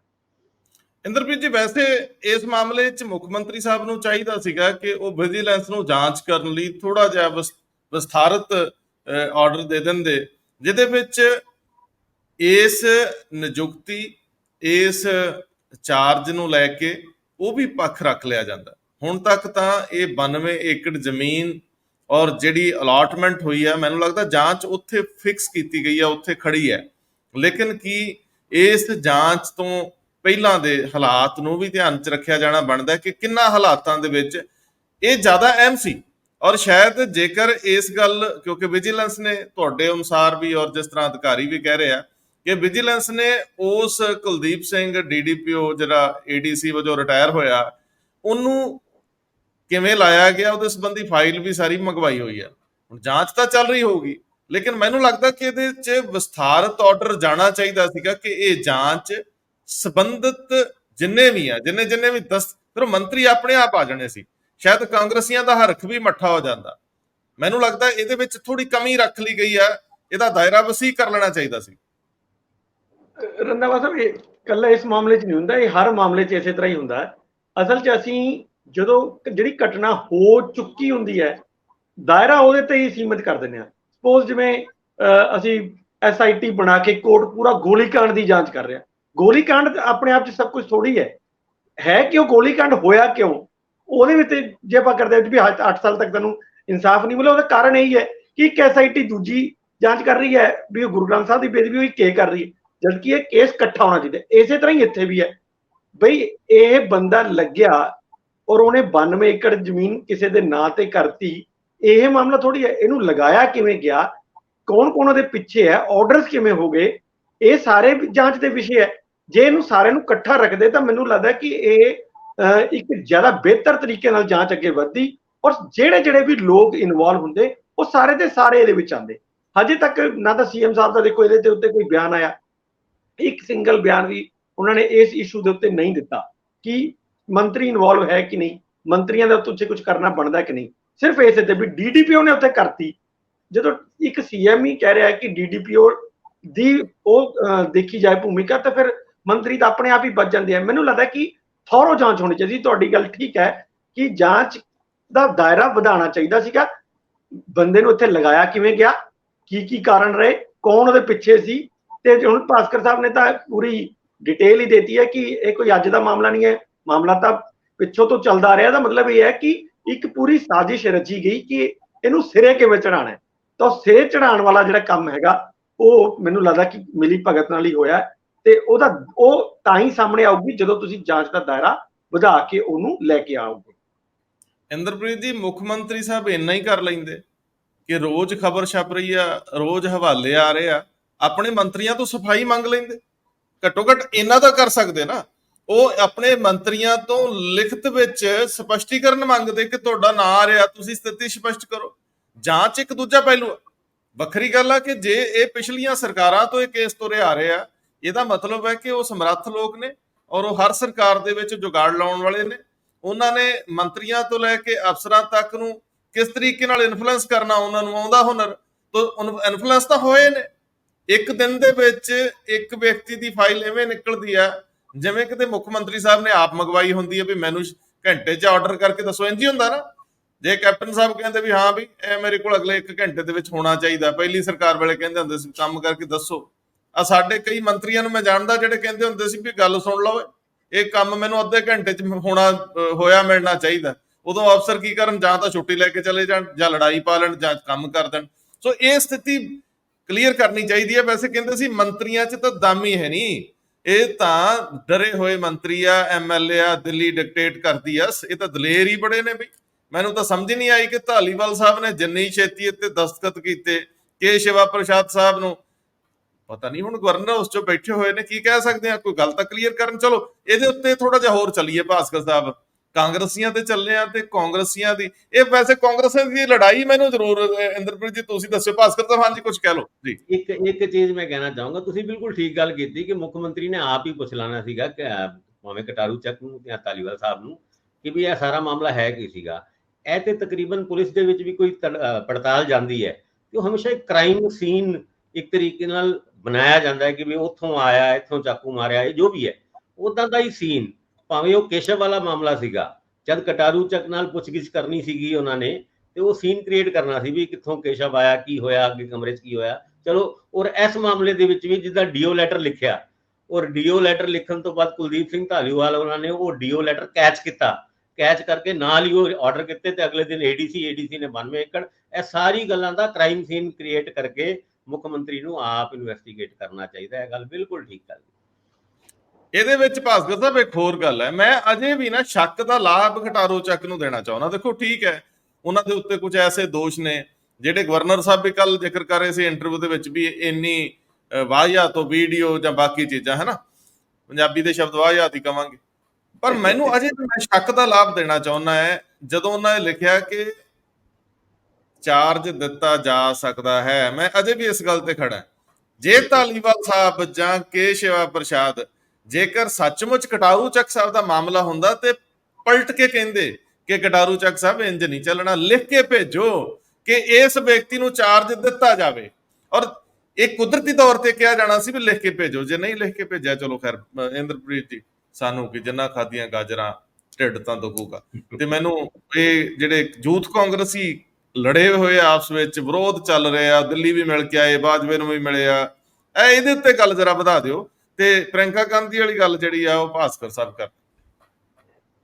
ਦੇਖੋ, ਨਵਾਂ ਬ੍ਰਹਮਿੰਦਰਾ ਜੀ ਦੇ ਬੇਟੇ ਮੋਹਿਤ ਮਹਿੰਦਰਾ ਨੂੰ ਯੂਥ ਕਾਂਗਰਸ ਦਾ ਪ੍ਰਧਾਨ ਬਣਾਇਆ ਗਿਆ। ਨੈਚੁਰਲੀ ਫਿਰ ਜਦੋਂ ਇੱਕ ਦੂਜੀ ਪਾਰਟੀ ਹੁੰਦੀ ਹੈ ਫਿਰ ਉਹ ਇਸ ਗੱਲ ਤੋਂ ਔਖੀ ਤਾਂ ਹੋ ਜਾਂਦੀ ਹੈ ਵੀ ਮੈਂ ਇੰਨੇ ਸਾਰੇ ਥੱਲੇ ਇਲੈਕਸ਼ਨ ਜਿਤਾ ਕੇ ਲੈ ਕੇ ਆਇਆ, ਮੈਨੂੰ ਤਾਂ ਬਣਾਇਆ ਨਹੀਂ। ਤਾਂ ਅਕਸ਼ੇ ਸ਼ਰਮਾ ਜਿਹੜੇ ਹੈਗੇ ਇੱਕ ਹੋਰ ਯੂਥ ਲੀਡਰ, ਉਹ ਆਪਣੀ ਦਾਅਵੇਦਾਰੀ ਮਜ਼ਬੂਤ ਕਰਦੇ ਹੋਏ ਕੱਲ ਹਾਈ ਕਮਾਂਡ ਦੇ ਅੱਗੇ ਗਏ ਆ। ਉੱਥੇ ਧਰਨਾ ਤੁਰਨਾ ਵੀ ਕਹਿੰਦੇ ਉਹਨਾਂ ਨੇ ਦਿੱਤਾ ਹੈ, 500-600 ਬੰਦਾ ਵੀ ਲੈ ਕੇ ਗਏ ਹੈ। ਸੋ ਉੱਥੇ ਤਾਂ ਲੜਾਈ ਚੱਲ ਹੀ ਰਹੀ ਹੈ, ਨਾਲ ਇੱਥੇ ਵੀ ਚੱਲ ਰਹੀ ਹੈ। ਮੋਹਿਤ ਮਹਿੰਦਰਾ ਜੀ ਜਿਹੜੇ ਹੈਗੇ ਨੇ ਉਹਨਾਂ ਨੂੰ ਰਾਜਾ ਵੜਿੰਗ ਬਰਫੀ ਵੀ ਖਵਾ ਰਹੇ ਹੈ ਤੇ ਲੈ ਕੇ ਵੀ ਜਾ ਰਹੇ ਆ ਥਾਂ ਹੀ। ਕੱਲ ਪਰਸੋਂ ਜੀਰਕਪੁਰ ਵੀ ਸੀਗਾ ਇੱਕ ਫੰਕਸ਼ਨ, ਉਹਨਾਂ ਨੇ ਉੱਥੇ ਲੈ ਕੇ ਗਏ। ਸੋ ਇਹ ਚੀਜ਼ਾਂ ਚੱਲ ਰਹੀਆਂ। ਉੱਥੇ ਨਾਲ ਹੀ ਜਿਹੜੇ ਅਕਸ਼ੇ ਸ਼ਰਮਾ ਨੇ ਉਹਨਾਂ ਨੇ ਵੀ ਇੱਕ ਗੋਡਫਾਦਰ ਜਿਹਾ ਲੱਭ ਲਿਆ। ਉਹ ਵਿਪਕਸ਼ ਦੇ ਨੇਤਾ ਜਿਹੜੇ ਆਪਣੇ ਹੈਗੇ ਆ ਪ੍ਰਤਾਪ ਸਿੰਘ ਬਾਜਵਾ, ਉਹਨਾਂ ਕੋਲੇ ਪਹੁੰਚ ਗਿਆ। ਹੁਣ ਲੜਾਈ ਇਹ ਹੈ ਕਿ ਬਈ ਕੌਣ ਬਾਜੀ ਮਾਰ ਕੇ ਲੈ ਜਾਏਗਾ। ਦੇਖੋ ਅਜੇ ਤਾਂ ਹੱਥ ਜਿਹੜਾ ਹੈ ਉਹ ਪ੍ਰਦੇਸ਼ ਕਾਂਗਰਸ ਦੇ ਜਿਹੜੇ ਪ੍ਰਧਾਨ ਨੇ ਉਹਨਾਂ ਦਾ ਹੀ ਉੱਪਰ ਲੱਗ ਰਿਹਾ, ਪਰ ਬਾਜਵਾ ਸਾਹਿਬ ਵੀ ਤਗੜੇ ਹੈਗੇ ਆ। ਮੈਨੂੰ ਲੱਗਦਾ ਕਿ ਇਹਨਾਂ ਨੂੰ ਸ਼ਾਇਦ ਕਾਰਜਕਾਰੀ ਪ੍ਰਧਾਨ ਤਾਂ ਬਣਵਾ ਹੀ ਲੈਣਗੇ। ਉਹ ਚੱਲ ਰਹੀ ਹੈ ਗੱਲ ਕਿ ਕੋਈ ਵਿੱਚ ਵਾਲਾ ਰਸਤਾ ਕੱਢੋ ਜੀ, ਵੀ ਆਪਾਂ ਲੜਦੇ ਚੰਗੇ ਨਹੀਂ ਲੱਗਦੇ, ਇਲੈਕਸ਼ਨ ਬਹੁਤ ਨੇੜੇ ਹੈ। ਤਾਂ ਉਹਦੇ ਵਿੱਚ ਲੱਗ ਰਿਹਾ ਕਿ ਕੋਈ ਨਾ ਕੋਈ ਇੱਕ ਹੋਰ ਨੁਕਤਾ ਇਹੋ ਜਿਹਾ ਕੋਈ ਵਿੱਚ ਵਾਲਾ ਰਸਤਾ ਕੀ ਹੋ ਸਕਦਾ ਹੈ। ਉਹ ਕਾਰਜਕਾਰੀ ਪ੍ਰਧਾਨ ਦੇ ਤੌਰ ਤੇ ਉਹਨਾਂ ਨੂੰ ਚਾਰਜ ਵੀ ਦੇਣ ਦੀ ਕਵਾਇਦ ਚੱਲ ਰਹੀ ਹੈ। ਹੁਣ ਦੇਖਣਾ ਇਹ ਹੈ ਕਿ ਉਹ ਕਿੰਨੇ ਕੁ ਕਾਮਯਾਬ ਹੋ ਜਾਂਦੇ ਆ। ਦੇਖੋ ਯੂਥ ਬੜਾ ਕੰਮ ਆਉਂਦਾ ਹੈ ਇਲੈਕਸ਼ਨਸ ਵੇਲੇ, ਧਰਨਿਆਂ ਮੁਜ਼ਾਹਰਿਆਂ ਵੇਲੇ। ਅੱਗੇ ਪਿੱਛੇ ਕਿਸੇ ਏਰੀਏ 'ਚ ਜਾਣਾ ਹੋਵੇ, 100 ਯੂਥ ਆਗੂ ਅੱਗੇ ਪਿੱਛੇ ਤੁਰਦਾ ਹੋਵੇ। ਅੱਜ ਕੱਲ ਬੜੀਆਂ ਜੀਪਾਂ ਬੜੀਆਂ ਸੋਹਣੀਆਂ ਆ ਗਈਆਂ, ਖੁੱਲੀਆਂ ਜੀਪਾਂ, ਫਿਰ ਮੋਟਰਸਾਈਕਲ ਤੇ ਹੁਣ ਪੁਰਾਣੀਆਂ ਗੱਲਾਂ ਹੋ ਗਈਆਂ ਤਾਂ ਭਗਵੰਤ ਮਾਨ ਸਾਹਿਬ ਨਾਲ ਹੀ ਚੱਲਦੇ ਸੀ। ਸੋ ਮੈਨੂੰ ਲੱਗਦਾ ਵੀ ਇਹ ਦੋਵੇਂ ਵੀ ਸਾਡੇ ਯੂਥ ਆਗੂ ਹੀ ਨੇ। ਜਦੋਂ ਰਾਜਾ ਵੜਿੰਗ ਵੀ ਤਾਂ ਹੈ ਯੂਥ ਆਗੂ, ਯੂਥ ਚੋਂ ਹੀ ਆਏ ਸੀ। ਤੇ ਬਾਜਵਾ ਸਾਹਿਬ ਵੀ ਮੇਰੇ ਵਾਂਗ ਇੱਕ ਵਾਲ ਚਿੱਟਾ ਨਹੀਂ ਹੋਣ ਦਿੰਦੇ ਕਦੇ, ਹੈ ਸਭ ਕਾਲੇ ਰੱਖਦੇ। ਉਹ ਵੀ ਪੂਰੇ ਯੂਥ ਦੇ ਨੇ, ਅਜੇ એનર્ਜੀ ਵੀ ਉਹਨਾਂ ਕੋਲ 100% ਦੀ ਉਦਾਂ ਦੀ ਹੈ। ਸੋ ਮੈਨੂੰ ਲੱਗਦਾ ਹੈ ਕਿ ਇਹ ਮਾਮਲਾ ਜਿਹੜਾ ਨਾ ਇਹ ਦੋਵਾਂ ਧਿਰਾਂ ਦੇ ਵਿੱਚ ਟਾਈ ਹੋਊਗਾ। ਉਹ ਕਹਿੰਦੇ ਆ, ਥੱਲੇ ਵਾਲੇ ਕਹਿੰਦੇ ਆ ਕਿ ਜਿਹੜੇ ਅਕਸ਼ੇ ਕਿ ਅਸੀਂ ਸਾਰੇ ਹੀ ਬਾਕੀ ਅਹੁਦੇਦਾਰ ਜਿਤਾ ਲਏ, ਇਹ ਇਕੱਲਾ ਕਿਵੇਂ ਜਿੱਤ ਸਕਦਾ ਜੀ। ਗੱਲ ਉਹਨਾਂ ਦੀ ਵੀ ਸੱਚੀ ਆ ਵੀ ਇਹ ਤਾਂ ਕੋਈ ਝੋਲ ਹੈ ਜੀ। ਪਰ ਮੈਂ ਤੁਹਾਡੇ ਤੋਂ ਜਿਹੜਾ ਭਾਸਕਰ ਸਾਹਿਬ ਉੱਪਰ ਵੀ ਪੰਗਾ ਪੈ ਗਿਆ। ਪ੍ਰਿਅੰਕਾ ਗਾਂਧੀ ਦਾ ਘਰ ਵਾਲਾ ਕਹਿੰਦਾ ਵੀ ਇਹ ਬਹੁਤ ਤਗੜੇ ਪਾਰਲੀਮੈਂਟੇਰੀਅਨ ਸਾਬਤ ਹੋ ਸਕਦੇ, ਇਹਨਾਂ ਨੂੰ ਤਾਂ ਉੱਥੇ ਹੋਣਾ ਚਾਹੀਦਾ ਲੋਕ ਸਭਾ 'ਚ। ਹੁਣ ਇਹ ਤਾਂ ਪਾਰਟੀ ਫੈਸਲਾ ਕਰੇ ਉਹਨਾਂ ਦੀ ਭੂਮਿਕਾ ਬਾਰੇ। ਮੈਨੂੰ ਲੱਗਦਾ ਰਾਹੁਲ ਗਾਂਧੀ ਦੇ ਮਸਾ ਸਿਤਾਰੇ ਮਾੜੇ ਮੋਟੇ ਚੰਗੇ ਪਾਸੇ ਨੂੰ ਤੁਰਿਆ ਤੇ ਘਰੇ ਹੀ ਹੁਣ ਸ਼ਰੀਕਾ ਪੈ ਗਿਆ। ਬੀਬੀ ਬਾਰੇ ਤੇ ਅੱਗੇ ਕਿਹਾ ਜਾਂਦਾ ਸੀ ਵੀ ਜੇ ਰਾਹੁਲ ਫਿੱਟ ਨਹੀਂ ਤੇ ਪ੍ਰਿਅੰਕਾ ਗਾਂਧੀ ਨੂੰ ਲਿਆਓ, ਤੇ ਜੇ ਹੁਣ ਭਰਾ ਫਿੱਟ ਹੋਣ ਲੱਗਾ ਤੇ ਜੀਜੇ ਨੇ ਤਾਲ ਠੋਕਤੀ ਆ ਵੀ ਭੈਣ ਕਿਸ ਗੱਲੋਂ ਘਾਟਾ। ਕੀ ਕਹਿੰਦੇ ਹੋ? ਦੇਖੋ, ਕਈ ਵਾਰ ਇਹ ਲੱਗਦਾ ਹੈ ਕਿ ਮੇਰਾ ਸਾਲਾ ਤਾਂ ਹੀਰੋ ਬਣ ਗਿਆ। ਉਹ ਰੋਬਰਟ ਵਾਡਰਾ ਦੇ ਵਿੱਚ ਵੀ ਗੱਲ ਆ ਰਹੀ ਹੋਗੀ, ਔਰ ਖਾਸ ਕਰਕੇ 2019 ਤੋਂ ਬਾਅਦ, ਜਦ ਹਾਰ ਤੋਂ ਬਾਅਦ ਰਾਹੁਲ ਗਾਂਧੀ ਉਹਨਾਂ ਨੇ ਰਿਜ਼ਾਈਨ ਦਿੱਤਾ ਸੀ, ਤੇ ਉਹਨਾਂ ਦਿਨਾਂ ਦੇ ਵਿੱਚ ਇੱਕ ਗੱਲ ਤੁਰੀ ਸੀਗੀ ਕਿ ਹੁਣ ਪ੍ਰਿਅੰਕਾ ਗਾਂਧੀ ਉਹਨਾਂ ਨੂੰ ਅੱਗੇ ਲਿਆਇਆ ਜਾਏ, ਕਿਉਂਕਿ ਉਹਨਾਂ ਦੇ ਵਿੱਚ ਇੰਦਰਾ ਗਾਂਧੀ ਦੀ ਛਵੀ ਨਜ਼ਰ ਆਉਂਦੀ ਹੈ। ਪਰ ਉਸ ਤੋਂ ਬਾਅਦ ਰਾਹੁਲ ਗਾਂਧੀ ਤੇਜ਼ੀ ਨਾਲ ਅੱਗੇ ਵਧ ਰਹੇ ਨੇ, ਤੇ ਕੋਈ ਪ੍ਰਿਅੰਕਾ ਗਾਂਧੀ ਉਹਨਾਂ ਦਾ ਪੋਲਿਟਿਕਸ ਦੇ ਵਿੱਚ, ਖਾਸ ਕਰਕੇ ਕਾਂਗਰਸ ਦੀ ਪੋਲਿਟਿਕਸ ਦੇ ਵਿੱਚ ਬਹੁਤਾ ਨਾਂ ਹੁਣ ਚੱਲ ਨਹੀਂ ਰਿਹਾ। ਸਮ੍ਰਿਤੀ ਇਰਾਨੀ ਨੇ ਪਿਛਲੇ ਦਿਨਾਂ ਦੇ ਵਿੱਚ ਅਡਾਨੀ ਸਾਹਿਬ ਦੇ ਨਾਲ ਫੋਟੋ ਰੋਬਰਟ ਵਾਡਰਾ ਉਹਨਾਂ ਦੀ ਰਿਲੀਜ਼ ਕਰਤੀ। ਆਹ ਦੇਖੋ ਜੀ, ਇਹ ਵੀ ਕਲੋਜ਼ ਨੇ। ਦੁੱਖ ਤੇ ਹੁੰਦਾ ਹੈ ਕਿ ਮੇਰੀ ਅਗਰ ਵਾਈਫ ਇਸ ਮੁੱਦੇ ਦੇ ਉੱਤੇ ਬੋਲਦੀ, ਤੇ ਉਹ ਖਾਸ ਕਰਕੇ ਸਮ੍ਰਿਤੀ ਇਰਾਨੀ ਜੋ ਰਾਹੁਲ ਗਾਂਧੀ ਨੂੰ ਹਰਾ ਕੇ ਐਮਪੀ ਬਣੀ ਹੈ ਜਾਂ ਉਹ ਜਿਹੜੀ ਮੰਤਰੀ ਵੀ ਬਣੀ ਹੈ, ਤੇ ਉਹਦਾ ਜਵਾਬ ਪ੍ਰਿਅੰਕਾ ਵਾਡਰਾ ਨੂੰ ਦੇਣਾ ਚਾਹੀਦਾ ਸੀਗਾ। ਇਸ ਮੁੱਦੇ ਦੇ ਉੱਤੇ ਹੀ ਕੱਲ ਰੋਬਰਟ ਵਾਡਰਾ ਦਾ ਥੋੜਾ ਜਿਹਾ ਦਿਲ ਤੇ ਚੱਲ ਗਿਆ। ਐਕਚੁਅਲੀ ਜੀਜਾ ਹੁੰਦਾ, ਸਾਲਾ ਹੁੰਦਾ। ਸਾਲਾ ਅਗਰ ਉੱਤੇ ਵੱਧਦਾ ਹੈ, ਉਹ ਜੀਜੇ ਨੂੰ ਖੁਸ਼ੀ ਤੇ ਹੁੰਦੀ ਹੈ, ਪਰ ਅਗਰ ਪਤਨੀ ਅੱਗੇ ਵਧੇ ਤੇ ਜ਼ਿਆਦਾ ਖੁਸ਼ੀ ਹੁੰਦੀ ਹੈ। ਇਹ ਪਰਿਵਾਰਵਾਦ ਦਾ ਇੱਕ ਨਵਾਂ ਜਿਹਾ ਕਿੱਸਾ ਹੁਣ ਉਸ ਪਰਿਵਾਰ ਦੇ ਵਿੱਚ ਵੀ ਨਜ਼ਰ ਆ ਰਿਹਾ, ਕਿਉਂਕਿ ਕਈ ਵਾਰ ਤੁਹਾਨੂੰ ਪਤਾ ਵੀ ਵੋਟੀ ਦਾ ਜਿਹੜਾ ਭਰਾ ਹੈਗਾ ਉਹਦੀ ਅਹਿਮੀਅਤ ਕੀ ਹੁੰਦੀ ਹੈ, ਉਹ ਅਹਿਮੀਅਤ ਹੁਣ ਉਹ ਨਜ਼ਰ ਨਹੀਂ ਆ ਰਹੀ। ਉਹ ਕਹਿੰਦੇ ਵੀ ਪ੍ਰਿਅੰਕਾ ਗਾਂਧੀ ਨੂੰ ਵੀ ਅੱਗੇ ਬੁਲਾਓ, ਔਰ ਆਪਣੀ ਪਾਰਟੀ ਦੇ ਵਿੱਚ ਵੀ ਪੁੱਛਦੇ ਨੇ ਕਿ ਵੀ ਕੋਈ ਪਲਾਨ ਹੈਗਾ ਪ੍ਰਿਅੰਕਾ ਨੂੰ ਵੀ ਅੱਗੇ ਵਧਾਉਣ ਦਾ। ਪਰ ਚਲੋ, ਇਹ ਗੱਲ ਛੋਟੀ ਜੀ ਸ਼ੁਰੂ ਹੋਈ ਹੈ, ਕਿੰਨੀ ਕੁ ਵੱਡੀ ਹੁੰਦੀ ਹੈ ਆਉਣ ਵਾਲੇ ਟਾਈਮ ਵਿੱਚ ਪਤਾ ਲੱਗੇਗਾ। ਔਰ ਦੂਜੇ ਪਾਸੇ ਪਰਿਵਾਰਵਾਦ ਦੇ ਮੁੱਦੇ ਦੇ ਉੱਤੇ ਵੀ ਸ਼ਰਦ ਪਵਾਰ, ਜਿਨ੍ਹਾਂ ਦੇ ਭਤੀਜੇ ਅਜੀਤ ਪਵਾਰ ਉਹਨਾਂ ਪਿਛਲੇ ਦਿਨਾਂ ਦੇ ਵਿੱਚ ਸੀਕ੍ਰੇਟ ਮੀਟਿੰਗ ਕਰਦੇ ਆ ਸ਼ਰਦ ਪਵਾਰ ਨੂੰ, ਔਰ ਗੱਲਾਂ ਨਿਕਲਦੀ ਹੈ ਵੀ ਆਹ ਜਿਹੜੀ ਮੀਟਿੰਗ ਆ ਉਹ ਇਸ ਕਰਕੇ ਹੋ ਰਹੀ ਹੈ ਕਿ ਆਉਣ ਵਾਲੇ ਟਾਈਮ ਵਿੱਚ ਬੀਜੇਪੀ ਦੇ ਨਾਲ ਨਜ਼ਦੀਕੀਆਂ ਵਧਾਈ ਜਾਣ। ਸ਼ਰਦ ਪਵਾਰ ਉਹਨਾਂ ਇਸ ਗੱਲ ਨੂੰ ਐਕਸੈਪਟ ਤੇ ਕਰਦੇ ਨੇ ਕਿ ਮੇਰੇ ਨਜ਼ਦੀਕੀ ਹੈ, ਚਾਹੁੰਦੇ ਨੇ ਕਿ ਅਸੀਂ ਬੀਜੇਪੀ ਦੇ ਕਲੋਜ਼ ਜਾਈਏ, ਪਰ ਸਾਡੀ ਆਈਡੀਓਲੋਜੀ ਬੀਜੇਪੀ ਨਾਲ ਨਹੀਂ ਮਿਲਦੀ, ਔਰ ਇਸ ਗੱਲ ਨੂੰ ਰੂਲ ਆਊਟ ਵੀ ਕਰ ਦਿੰਦੇ ਨੇ ਕਿ ਅਸੀਂ ਬੀਜੇਪੀ ਦੇ ਨਾਲ ਨਹੀਂ ਜਾਣਗੇ। ਹੁਣ 31 ਅਗਸਤ ਤੇ 1 ਸਤੰਬਰ ਨੂੰ ਸ਼ਰਦ ਪਵਾਰ ਉਹਨਾਂ ਉਸ ਮਿਲਣੀ ਵਾਲੇ ਗੇਟ ਤੇ ਖੜੇ ਹੋਣਗੇ ਜਿੱਥੇ 26 ਪਾਰਟੀਆਂ ਦੇ ਲੀਡਰ ਪਹੁੰਚੇ ਹੋਣਗੇ। ਉਹਦੇ ਵਿੱਚ ਉਹਨਾਂ ਦੀ ਕੀ ਭੂਮਿਕਾ ਹੋਏਗੀ, ਇਹ ਵੀ ਦੇਖਣ ਵਾਲੀ ਗੱਲ ਹੈ। ਪਰ ਫਿਲਹਾਲ ਇੱਕ ਤਰੀਕੇ ਨਾਲ ਇੰਡੀਆ ਨੂੰ ਮਾੜਾ ਮੋਟਾ ਜਿਹਾ ਸਹਾਰਾ ਮਿਲਿਆ ਜਦ ਸ਼ਰਦ ਪਵਾਰ ਉਹਨਾਂ ਨੇ ਇਹ ਗੱਲ ਕਹਿਤੀ ਹੈ ਕਿ ਭਾਵੇਂ 1 ਅਗਸਤ ਨੂੰ ਮੈਂ ਮੋਦੀ ਸਾਹਿਬ ਨੂੰ ਸਨਮਾਨਿਤ ਤੇ ਕੀਤਾ ਸੀਗਾ, ਪਰ ਮੇਰਾ ਮੋਦੀ ਸਾਹਿਬ ਨਾਲ ਜੱਫੀ ਪਾਉਣ ਦਾ ਫਿਲਹਾਲ ਕੋਈ ਪੋਲੀਟੀਕਲ ਜੱਫੀ ਦੀ ਗੱਲ ਕਰ ਰਹੇ ਆ, ਉਹ ਪਾਉਣ ਦਾ ਹਜੇ ਫਿਲਹਾਲ ਕੋਈ ਵਿਚਾਰ ਨਹੀਂ। ਸ਼ਰਦ ਪਵਾਰ ਸਾਹਿਬ ਵੀ ਨਾ ਪਾਣੀ ਦੇ ਵਿੱਚ ਜ਼ੋਰ ਦੀ ਨਾ ਕੋਈ ਸੁੱਟ ਕੇ ਫਿਰ ਤਰੰਗਾਂ ਦੇਖਦੇ ਰਹਿੰਦੇ ਹਨਾ ਵੀ ਕਿੰਨੀਆਂ ਕੁੱਟਦੀਆਂ। ਇੰਦਰਪ੍ਰੀਤ ਜੀ, ਅੱਗੇ ਚੱਲੀਏ। ਮੈਨੂੰ ਲੱਗਦਾ ਪੰਜਾਬ ਪਾਣੀ ਹੋਇਆ ਰਿਹਾ ਪਿਛਲੇ ਦਿਨਾਂ 'ਚ, ਤੇ ਅਜੇ ਵੀ ਗਰਦੌਰੀਆਂ ਨਹੀਂ ਹੋ ਸਕੀਆਂ ਢੰਗ ਨਾਲ। ਕਈ ਜਗ੍ਹਾ ਤੋਂ ਪਾਣੀ ਥੱਲੇ ਗਏ ਵੀ ਨਹੀਂ। ਮੈਂ ਕਈ ਏਰੀਏ ਦੇਖੇ ਜਿਨ੍ਹਾਂ ਦੇ ਵਿੱਚ ਭਲ ਬੜੀ ਚੜੀ ਹੋਈ ਹੈ। ਔਰ ਮੈਂ ਸਮਝਣਾ ਚਾਹੁੰਦਾ ਤੁਹਾਡੇ ਕੋਲੋਂ ਕਿ ਫਿਰ ਪਾਣੀ ਛੱਡਣ ਦੀ ਗੱਲ ਆ ਰਹੀ ਹੈ, ਔਰ ਇੱਕ ਖਤਰਾ ਜਿਹਾ ਜਤਾਇਆ ਗਿਆ ਕਿ ਪੰਜਾਬ ਦੇ ਕਈ ਹਿੱਸਿਆਂ ਦੇ ਵਿੱਚ ਪਾਣੀ ਮਾਰ ਕਰ ਸਕਦਾ। ਭਾਖੜਾ ਮਜਬੂਰੀ ਬਣ ਗਿਆ, ਉਹਦੇ ਫਲੱਡ ਗੇਟ ਖੋਲਣੇ। ਪੌਂਗ ਡੈਮ ਦਾ ਤੁਸੀਂ ਜ਼ਿਕਰ ਕਰ ਰਹੇ ਹੋ ਕਿ ਉਹਦਾ ਪਾਣੀ ਵੀ ਬਹੁਤ ਜ਼ਿਆਦਾ ਹੋ ਗਿਆ ਤੇ ਉਹਨੂੰ ਛੱਡੇ ਬਿਨਾਂ ਗੁਜ਼ਾਰਾ ਨਹੀਂ। ਇਹ ਸਾਰੀ ਸਥਿਤੀ ਸਾਨੂੰ ਸਮਝਾ ਦਿਓ ਇੱਕ ਵਾਰੀ। ਰੰਧਾਵਾ ਸਾਹਿਬ, ਜਿਹੜੀ ਮੌਸਮ ਵਿਭਾਗ ਦੀ ਲੇਟੈਸਟ ਭਵਿੱਖਬਾਣੀ ਆਈ ਹੈ, ਉਹਦੇ ਚ 3 ਜਿਹੜੇ ਡੈਮ ਨੇ, ਇਹਨਾਂ ਤਿੰਨਾਂ ਦੇ ਉੱਤੇ ਜਿਹੜਾ ਕੈਚਮੈਂਟ ਏਰੀਆ ਪਿੱਛੇ, ਉਹਦੇ ਉੱਤੇ ਭਾਰੀ ਬਰਸਾਤ ਹੋਣ ਦਾ ਖਦਸ਼ਾ ਉਹਨਾਂ ਨੇ ਜਤਾਇਆ। ਔਰ ਮਨਾਲੀ ਤਾਂ ਆਪਾਂ ਕੱਲ ਦੇਖ ਹੀ ਲਿਆ ਪਰਸੋਂ ਕਿ ਉੱਥੇ ਬੱਦਲ ਫਟਿਆ, ਤਾਂ ਉਹ ਸਾਰਾ ਏਰੀਆ ਜਿਹੜਾ ਬਿਆਸ ਦਾ ਕੈਚਮੈਂਟ ਏਰੀਆ, ਉਹ ਸਾਰਾ ਪਾਣੀ ਬਿਆਸ ਦੇ ਵਿੱਚ ਹੀ ਜਾਂਦਾ ਹੈ। ਹੁਣ ਇਹ ਬਿਆਸ ਜਿਹੜਾ ਹੈਗਾ ਸਿਰਫ ਔਰ ਸਿਰਫ ਪੌਂਗ ਡੈਮ ਪੌਂਗ ਦਾ ਏਰੀਆ, ਉਹ ਪੌਂਗ ਦੇ ਵਿੱਚ ਸਿਰਫ 5 ਫੁੱਟ ਜਿਹੜੀ ਹੈਗੀ ਆ ਉਹ ਜਗ੍ਹਾ ਰਹਿ ਗਈ ਹੈ। ਪੂਰਾ ਨੱਕੋ ਨੱਕ ਆਪਾਂ ਜਿਹਨੂੰ ਕਹਿੰਦੇ ਆ ਵੀ ਭਰ ਚੁੱਕਿਆ, ਔਰ ਪਾਣੀ ਬਹੁਤ ਤੇਜ਼ੀ ਨਾਲ ਮਤਲਬ ਕਿ ਉਹਦੇ ਵਿੱਚ ਉਸ ਦਿਸ਼ਾ ਵੱਲ ਵੱਧ ਰਿਹਾ। ਇਸ ਕਰਕੇ ਉੱਥੇ ਵਾਲੇ ਤਾਂ ਫਲੱਡ ਗੇਟ ਥੋੜੇ ਜ਼ਿਆਦਾ ਖੋਲਣੇ ਹੀ ਪੈਣੇ ਨੇ, ਉਹ ਮਜਬੂਰੀ ਹੋਏਗੀ। ਚੱਲ ਇਹ ਰਹੀ ਹੈ ਗੱਲ ਕਿ ਇੰਨੇ ਕੀ ਖੋਲੇ ਜਾਣ, ਪਾਣੀ ਜਿੰਨਾ ਕਿ ਛੱਡਿਆ ਜਾਏ ਉਹ ਓਨਾ ਛੱਡਿਆ ਜਾਏ ਜਿੰਨਾ ਬਿਆਸ ਦੇ ਰਿਵਰ ਬੈੱਡ ਦੇ ਵਿੱਚ ਆ ਜੇ, ਮਤਲਬ ਬਾਹਰ ਨਾ ਨਿਕਲੇ, ਤਾਂ ਕਿ ਲੋਕਾਂ ਦਾ ਨੁਕਸਾਨ ਜ਼ਿਆਦਾ ਨਾ ਹੋਏ। ਪਰ ਦਿੱਕਤ ਇਹ ਹੈ ਕਿ ਬਹੁਤ ਸਾਰੇ ਏਰੀਆਜ਼ ਦੇ ਵਿੱਚ ਲੋਕਾਂ ਨੇ ਰਿਵਰ ਬੈੱਡ ਦੇ ਵਿੱਚ ਹੀ ਮਤਲਬ ਪੈਡੀ ਲਗਾਈ ਹੋਈ ਆ, ਉਹ ਤਾਂ ਪੱਕੇ ਤੌਰ ਤੇ ਨੁਕਸਾਨ ਹੋਏਗੀ। ਦੂਜੀ ਇਹਦੇ ਵਿੱਚ ਆਪਾਂ ਇੱਕ ਪਹਿਲੀ ਵੀ ਗੱਲ ਦੱਸੀ ਸੀ ਕਿ ਜਦੋਂ ਇਹ ਇੱਕ ਨਾ ਇਹਨਾਂ ਨੇ ਕੀਤਾ ਹੋਇਆ ਕਿ ਇੱਕ ਵਾਰੀ ਬਿਆਸ ਦਾ ਖੋਲੋ, ਇੱਕ ਵਾਰੀ ਭਾਖੜਾ ਦਾ ਖੋਲੋ, ਦੋਨੋਂ ਇਕੱਠੇ ਨਹੀਂ ਖੋਲੇ ਜਾ ਸਕਦੇ। ਉਹਦਾ ਕਾਰਨ ਇਹ ਹੈ ਕਿ ਜਿਹੜੀ ਸਤਲੁਜ ਹੈ ਉਹ ਉੱਪਰ ਦੀ ਵਗਦੀ ਹੈ ਔਰ ਬਿਆਸ ਨੀਚੇ ਦੀ ਚੱਲਦਾ ਹੈ, ਤਾਂ ਜਦੋਂ ਉੱਥੇ ਮਤਲਬ ਇੱਕ ਦੂਜੇ ਨਾਲ ਟਕਰਾਉਂਦੇ ਆ ਤਾਂ ਉੱਥੇ ਇੱਕ ਡੈਕ ਵੱਜਦੀ ਹੈ ਤਾਂ ਪਾਣੀ ਬੈਕ ਮਾਰਦਾ। ਫਿਰ ਇਸ ਕਰਕੇ ਇਹ ਥੋੜੀ ਜੀ ਉਹਨਾਂ ਨੇ ਉਹ ਰੱਖੀ ਹੈ ਕਿ ਇੱਕ ਵਾਰ ਖੋਲ ਲਓ। ਜਿਹੜੀ BBMP ਦੀ ਮੈਂ ਤੁਹਾਨੂੰ ਦੱਸਿਆ ਸੀ ਕਿ ਲਾਸਟ ਟੈਕਨੀਕਲ ਕਮੇਟੀ ਦੀ ਮੀਟਿੰਗ ਹੋਈ ਹੈ, ਉਹਦੇ ਵਿੱਚ ਇਹੀ ਤੈਅ ਹੋਇਆ ਸੀ। ਪਹਿਲਾਂ ਇਸ ਕਰਕੇ ਪੌਂਗ ਡੈਮ ਦੇ ਖੋਲੇ ਗਏ ਸੀਗੇ, ਹੁਣ ਕੱਲ ਫਲੱਡ ਸਲਿਪਵੇ ਜਿਹੜੇ ਹੈਗੇ ਆ ਉਹ ਇਹਦੇ ਖੋਲੇ ਆ, ਭਾਖੜਾ ਦੇ। ਬਹੁਤ ਥੋੜਾ ਪਾਣੀ ਛੱਡਿਆ, 9900 ਫੀਟ 9900 ਕਿਊਸਿਕ ਜ਼ਿਆਦਾ ਛੱਡਿਆ, ਮਤਲਬ ਜਿੰਨਾ ਰੂਟੀਨ 'ਚ ਛੱਡਿਆ ਜਾਂਦਾ। ਪਰ ਜਿਹੜਾ ਪੌਂਗ ਦੀ ਸਥਿਤੀ ਹੈ ਉਹ ਜ਼ਿਆਦਾ ਗੰਭੀਰ ਹੈ, ਤੇ ਮੈਨੂੰ ਲੱਗਦਾ ਵੀ ਜਿਹੜੇ 3 ਦਿਨ ਹੈਗੇ ਆ, ਇਹ ਜਿਹੜੇ ਦੱਸੇ ਆ ਕਿ ਭਾਰੀ ਬਾਰਿਸ਼ ਹੋ ਸਕਦੀ ਹੈ, ਇਹਦੇ ਵਿੱਚ ਹੁਣ ਸਾਡੇ ਕੋਲ ਜ਼ਿਆਦਾ ਮਤਲਬ ਰਹੇ ਨਹੀਂ, ਸਪੇਸ ਜ਼ਿਆਦਾ ਰਹੀ ਨਹੀਂ ਹੈ। ਪੌਂਗ ਦੇ ਵਿੱਚ ਸਿਰਫ 5 ਦਿਨ ਦੀ ਹੈ, 5 ਫੁੱਟ ਦੀ ਹੈ, ਔਰ ਭਾਖੜਾ ਦੇ ਵਿੱਚ ਜਿਹੜੀ ਹੈਗੀ ਹੈ ਉਹ ਇਸ ਟਾਈਮ 12-13 ਫੁੱਟ ਦੀ ਰਹਿ ਗਈ ਹੈ। ਤੁਹਾਡੀ ਕ੍ਰਿਸ਼ਨ ਕੁਮਾਰ ਨਾਲ ਗੱਲ ਹੋਈ ਇਸ ਮਾਮਲੇ 'ਚ, ਸੀਨੀਅਰ IAS ਅਫਸਰ ਨਾਲ? ਕੀ ਕਰ ਰਹੇ ਨੇ?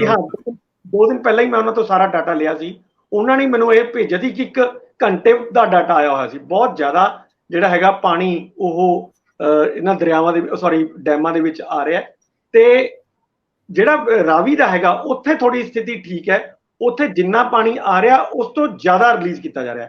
5000 ਕਿਊਸਿਕ ਜ਼ਿਆਦਾ ਛੱਡ ਰਹੇ ਨੇ, ਪਰ ਉਹਨਾਂ ਪਿੱਛੋਂ 24000 ਆ ਰਿਹਾ ਤੇ 29000 ਛੱਡਿਆ ਜਾ ਰਿਹਾ। ਤਾਂ ਉੱਥੇ ਤਾਂ ਸਥਿਤੀ ਠੀਕ ਹੈ, ਲੇਕਿਨ ਇਹਨਾਂ ਦੀ ਜ਼ਿਆਦਾ ਖਰਾਬ ਹੈ। ਇਹਨਾਂ 'ਚ ਪਾਣੀ ਜ਼ਿਆਦਾ ਬਹੁਤ ਰਿਹਾ, ਪਰ ਉਹਨਾਂ ਰਿਲੀਜ਼ ਨਹੀਂ ਹੋ ਰਿਹਾ। ਇਸ ਕਰਕੇ ਜਿਹੜਾ ਡੈਮਾਂ ਦਾ ਪੱਧਰ ਹੈ ਉਹ ਡੇ ਬਾਈ ਡੇ ਵਧੀ ਜਾ ਰਿਹਾ ਹੈ। ਤੇ ਹੁਣ ਅਸੀਂ ਇਸ ਸਥਿਤੀ ਤੇ ਆ ਗਏ ਹਾਂ। ਅੱਜ ਦੇਖੋ ਹਜੇ 15 ਅਗਸਤ 14 ਅਗਸਤ ਹੋਈ ਹੈ, ਸਾਡੇ ਕੋਲ ਪੂਰਾ 15 ਅਗਸਤ ਤੱਕ ਦਾ ਪੂਰਾ 30 ਅਗਸਤ ਤੱਕ 15 ਦਿਨ ਇਹ ਪਏ ਆ, ਔਰ ਉਸ ਤੋਂ ਬਾਅਦ 15 ਕੁ ਦਿਨ ਸਤੰਬਰ ਦੇ ਜਿਹੜੇ ਹੈਗੇ ਆ ਉਹ ਵੀ ਪਏ। ਲਗਭਗ ਸਾਡੇ ਕੋਲ 1 ਮਹੀਨਾ ਪਿਆ। ਤਾਂ 1 ਮਹੀਨੇ ਔਰ ਅੱਗੇ ਕੀ ਹੈਗਾ ਕਿ ਰੰਧਾਵਾ ਸਾਹਿਬ ਡਿਮਾਂਡ ਵੀ ਘਟਦੀ ਜਾਏਗੀ, ਕਿਉਂਕਿ ਜਦੋਂ ਫਸਲ ਪੱਕਣੀ ਸ਼ੁਰੂ ਹੋ ਜਾਏਗੀ ਤਾਂ ਡਿਮਾਂਡ ਵੀ ਘਟਣੀ ਸ਼ੁਰੂ ਹੋ ਜਾਏਗੀ। ਤਾਂ ਸਾਡੇ ਕੋਲ ਇੰਨੀ ਮਤਲਬ ਥੱਲੇ ਵੀ ਡਿਮਾਂਡ ਨਹੀਂ ਰਹੇਗੀ, ਤਾਂ ਛੱਡਣਾ ਵੀ ਔਖਾ ਹੋ ਜਾਂਦਾ ਹੈ। ਸੋ ਇਸ ਕਰਕੇ ਦਿੱਕਤਾਂ ਸਾਡੀਆਂ ਥੋੜਾ ਜਿਹਾ ਦਿੱਕਤਾਂ ਸਾਡੀਆਂ ਵਧੀਆਂ ਹੋਈਆਂ ਨੇ ਪੰਜਾਬ ਦੀਆਂ। ਮਤਲਬ ਇਸ ਮਹੀਨੇ ਦੇ ਵਿੱਚ ਪਾਣੀ ਜਿੰਨਾ ਤੁਸੀਂ ਛੱਡ ਕੇ ਬੈਲੈਂਸ ਕਰ ਸਕੋ ਡੈਮਾਂ ਨੂੰ, ਉਹ ਕਰਨਾ ਹੀ ਪੈਂਦਾ, ਕਿਉਂਕਿ ਉਸ ਤੋਂ ਬਾਅਦ ਵਰਤੋਂ ਵਾਲਾ ਪਾਣੀ ਜਿਹੜਾ ਨਹੀਂ ਰਹੇਗਾ, ਲੋਕਾਂ ਨੇ ਲੈਣਾ ਨਹੀਂ, ਤਾਂ ਫਿਰ ਉਹ ਕਿਤੇ ਨਾ ਕਿਤੇ ਮਾਰ ਤਾਂ ਕਰੇਗਾ।